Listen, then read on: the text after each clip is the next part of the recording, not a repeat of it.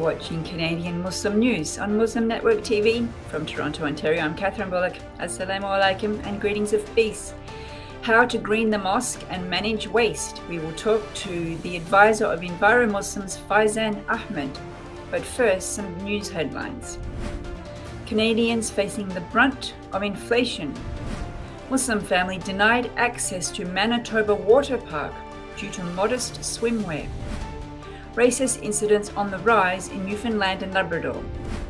Pakistan's opposition warns arrest of party leader to cause havoc. Now the details.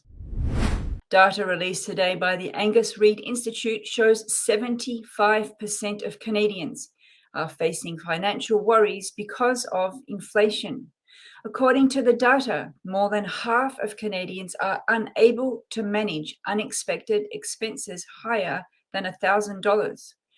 4 in 5 Canadians have cut spending to counter record high inflation. A sudden bonus of $5,000 can help 2 in 5 Canadians pay off their debts.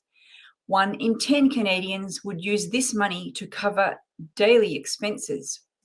Canadians living in Atlantic Canada, Saskatchewan, and Alberta have reported cutting back spending more than Canadians in other provinces. A Muslim family in Winnipeg is raising awareness about burkinis after female members were denied access Friday to a waterpark pool in Lilac Resort, Manitoba. Halima Jalul says that the resort's owner denied them access to the waterside because of what they were wearing. He later apologized, saying he thought the women were dressed in streetwear, which is a public health violation for swimming in pools. Later, the owner sent a memo to his staff explaining that the burkini is a swimsuit that covers the full body and is allowed in the pool.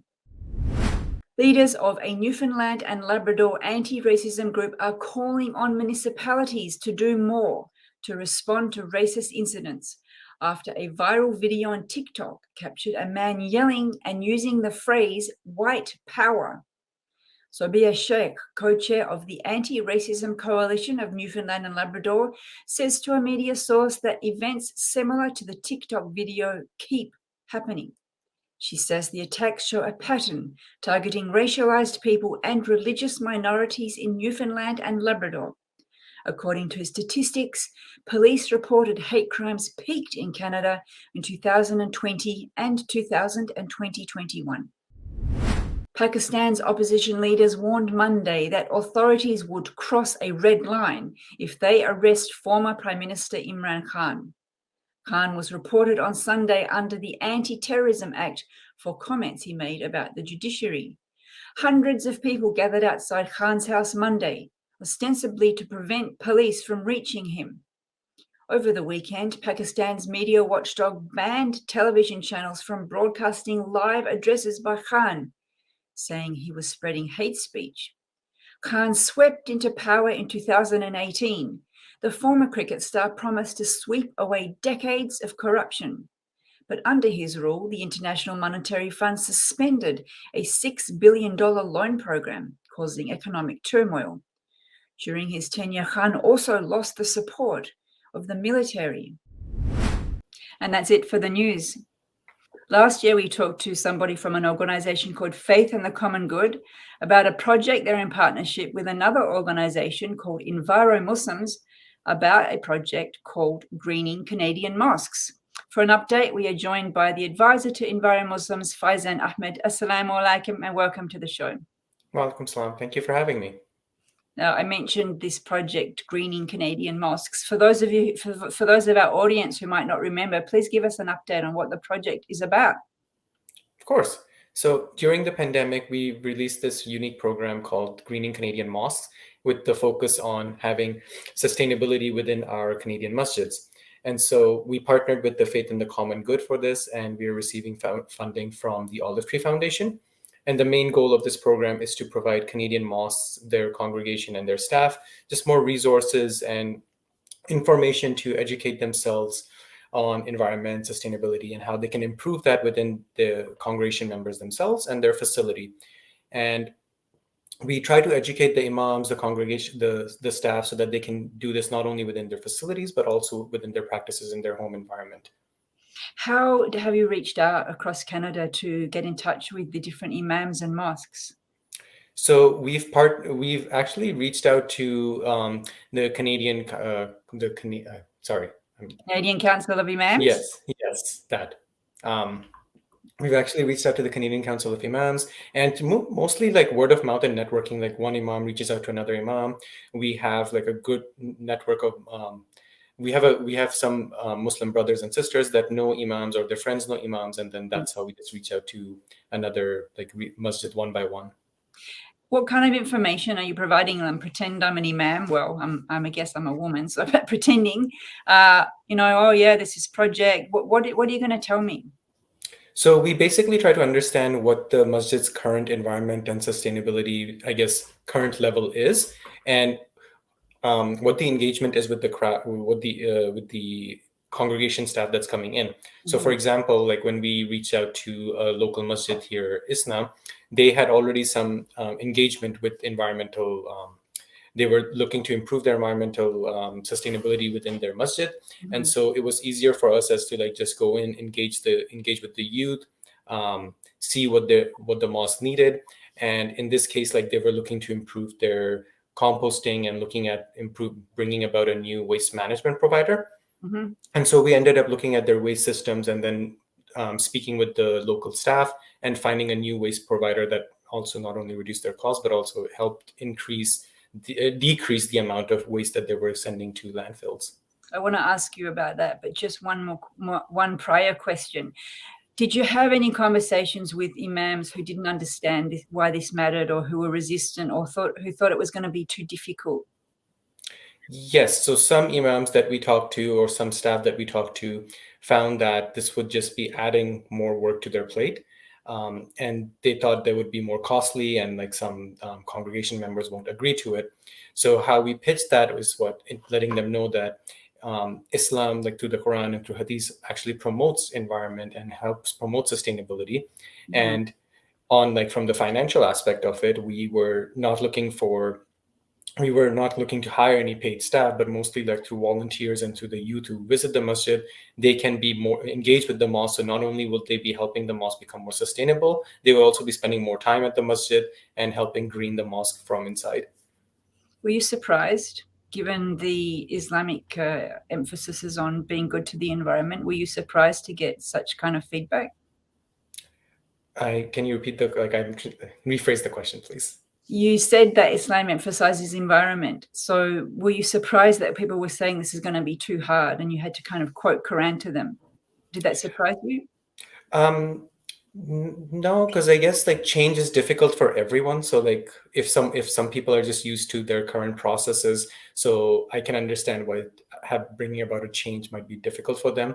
And we've noticed that, for example, implementing some practices may seem like at a higher premium cost. So for example, if a mosque is used to serving food in like a styrofoam container, which is like cheap, or like even like a thin plastic container is really cheap compared to using like compostable containers or reusable containers, which come at a slightly premium price, they would be hesitant to like invest in that, but not be able to see the environmental benefit of it. Your expertise outside Enviromuslims, I believe, is actually waste management. We know that mosques are full of waste, as you just mentioned, the styrofoam and all of that. Talk to us a little bit more then about waste management and what that would mean for a mosque. So right off the get-go, like if mosques are producing less waste, that would mean reduced costs for masjid, because that means less amount of trucks coming in to pick up the waste at the masjid. And that's why like we try to encourage either the congregation people bring their own containers, especially if they're coming for a mosque food event, or the mosque use like compostable containers, which won't stay in the landfill for like thousands and thousands of years as like plastic and styrofoam containers would. And then when we try to like explain the math to the imams and the staff, that's when they try to understand it. So I guess financial understanding of it really, really helps build our case for sustainability. Waste management, is it a big field? Does it have subfields? Like I don't even think I really understand completely what's involved. So how about you just give us a little bit of waste management 101 education? Sure. So it has a bunch of subfields actually. So waste management at the start could be something as simple as you seeing a truck coming to your house and picking up the waste and your recycling bin as you put it out on the street. So what happens to that after is that the garbage will go to a landfill where it's just buried.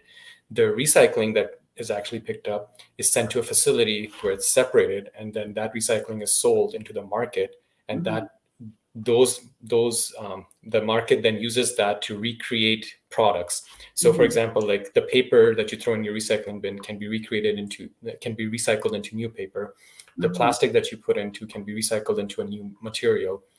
Same thing with your glass, aluminum, like your soda cans, anything like that. It's a huge market for it, and there's a lot of revenue involved in this.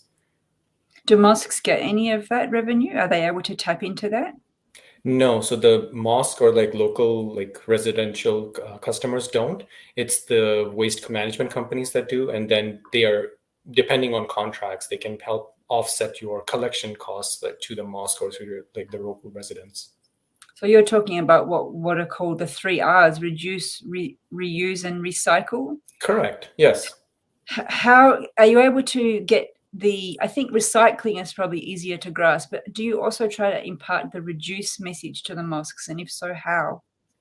So we try to like understanding how many members are attending. So for example, in Ramadan, we were trying to help reduce food waste.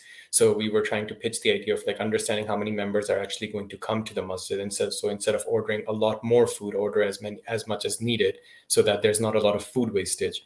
Mhm. Um, Things like that, because a lot of people tend to focus on the recycle part of it, whereas recycling should be the last option. We should actually focus on reduction, because if we're reducing at the source, then that means we're spending less and we're going to be wasting less at the end. Mhm, mhm. And what about the middle one, reuse? Reuse is good, but it won't like really apply in terms of food waste or I guess styrofoam containers, because it's really difficult to reuse a reused styrofoam container. It has to be broken down and then remade into another one. Mhm. And is that those are the main areas that you focus on with mosques, like food waste and styrofoam and paper? Are there other aspects that you talk about as well? Yes, so we're also focusing on energy usage, such as like improving the lighting within the masjid, having like toy drives, getting masjids. We have at Enviromuslims, we were also looking at planting like community gardens at the masjid. We actually did that at one of the masjid in Mississauga, and even the imams and staff were impressed as to like the local community garden that was just brought about in front of them. Um, and aside from that, we also focus on like tree planting as well as like helping clean up shorelines. So it's a lot of like cleaning projects. Like we try to help clean the environment around us.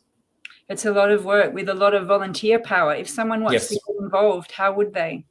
So they can easily reach out to us on our website at enviromuslims.ca. They can reach out to us on our Instagram, which is at Enviromuslims Canada, and you can be updated with the events there.